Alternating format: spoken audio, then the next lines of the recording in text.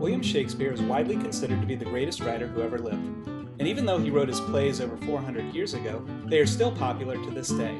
In fact, pretty much everyone who has been to school has read a Shakespeare play at some point. But despite being the most famous writer ever, we really don't know that much about him. All that we know comes from his famous works in court and church documents. Here's what we do know. He was born in 1594 on April 23rd in Stratford-upon-Avon to John Shakespeare and Mary Arden. He was the third child of 8.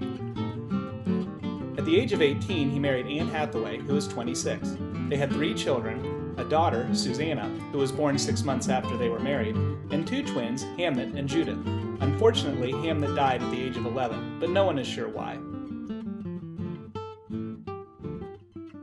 For the next 7 years after the twins were born, we really don't know that much about what Shakespeare was up to. There's a rumor he may have had to flee the country because he was caught poaching on another man's land. Some people think he might have been a schoolmaster for a time, but no one really knows. What we do know is that Shakespeare arrived in London in 1588 and immediately became known as an actor and a playwright. He was apparently so awesome that he gained some notice from critics.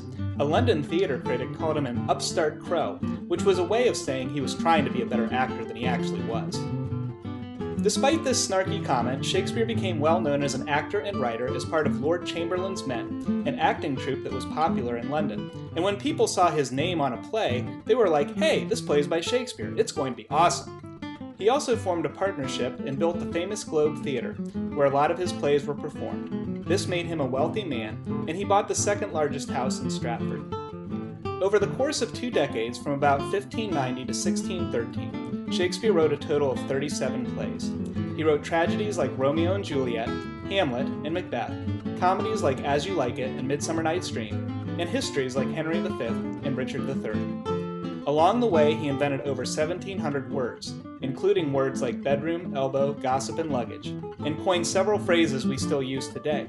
His plays were so popular that he was the first playwright to have his works published in folios during his lifetime. Shakespeare probably died on his 52nd birthday on August 23, 1616, although some scholars believe this is wrong. We know for a fact, though, that he was buried at Trinity Church on April 25, 1616.